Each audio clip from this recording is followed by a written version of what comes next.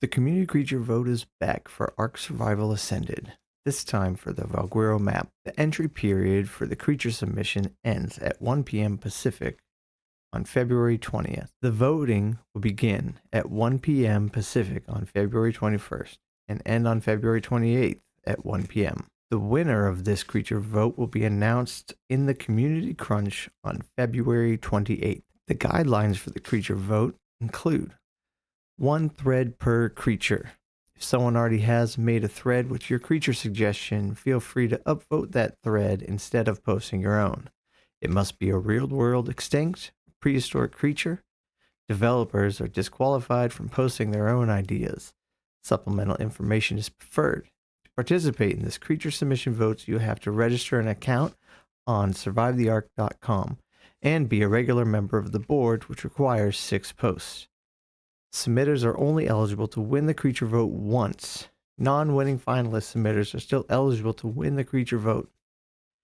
Posts will no longer merge with similar submissions.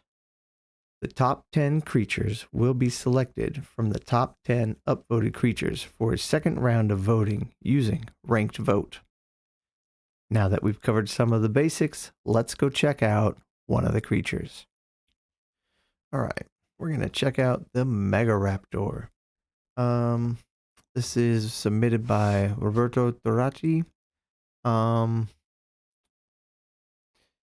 just right off the bat, looking at this first image, you can tell the size of this creature is meant to be fairly large. That looks like it could potentially be, maybe Carno sized. Not quite Allosaur, definitely not Rex, but about Carno sized. I'll do the dossier read at the end. We'll take a look at it real quick.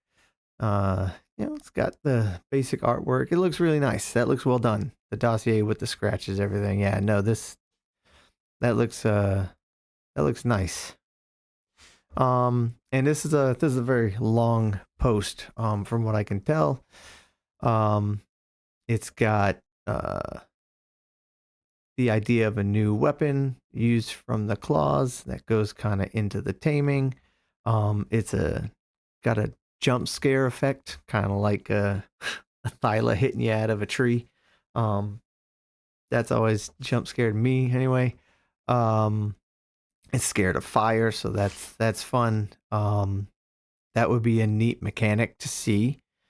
Because the only other thing I believe that behaves that way are Troodons.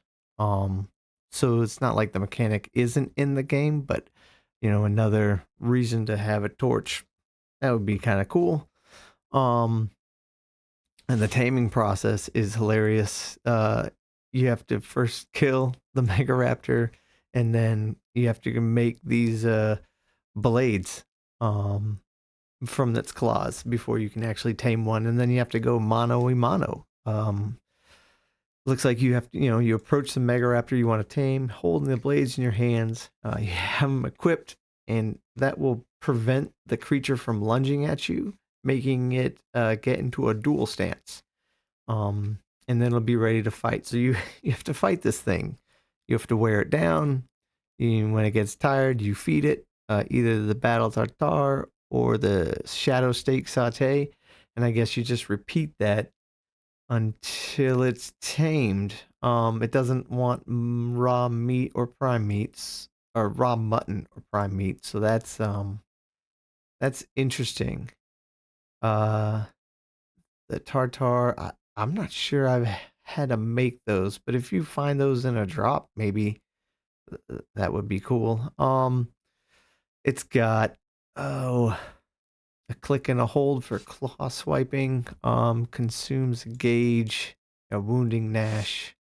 Yeah, so all of the hunting pounce. Hold right click, crouch, enters ambushing mode. Yeah, so the behaviors, the activities, once it's been submitted, if it wins, Wildcard has the freedom to work up and mess with these a little bit to try to balance it. But the idea is really cool, being able to pounce on an RG a Bronto. That's a lot like the Deinonychus, though. Um, I think it should be a little bit more unique. We already have a large raptor that can pounce on something like that. The RG would be neat. Um, the ambush mode, being able to like kind of cloak itself, almost looks semi-transparent to players. Yeah, so it kind of cloaks itself.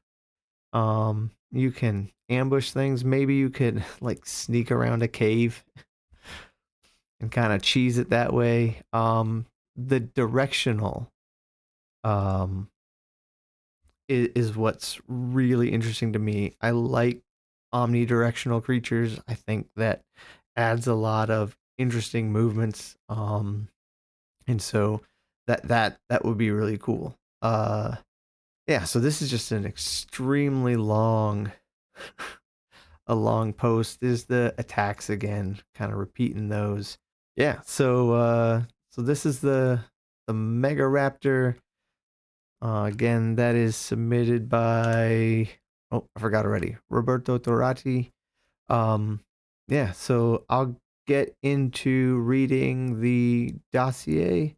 Um, so if you like this one, as of this recording, it has 387 upvotes. So yeah, if you like this one, keep voting for it. It'll hit the top 10. Now the dossier. As the name suggests, Megaraptor terrificus is one of the most terrific predators among the local wildlife. Not only does it have a long scythe-like claw in its hands, but it's also a silent stalker. Most prey don't see what's coming until it pounces on them. But that's not all. I've never seen any creature with such reflexes and battle prowess. It can deflect incoming projectiles and parry blows with its middle claw before landing a thrust attack with its longest claw. Thankfully, though, it does have a weakness. It's scared of fire, even more than other animals usually are. As long as you carry some fire, Megaraptor won't attack you until it gets a chance. Not all survivors are willing to push their luck trying to tame a Megaraptor. Therefore, there are those who just kill it to turn its claws into useful weapons and tools, allowing them to both turn the tide in the clash and harvest the best cuts of meat from their quarry.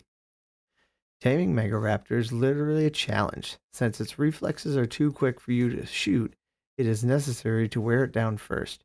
Be brave, grab a claw-made weapon, and let it come at you. If you can parry its thrust attacks, it will eventually grow tired, giving you a chance to feed it and earn its trust little by little.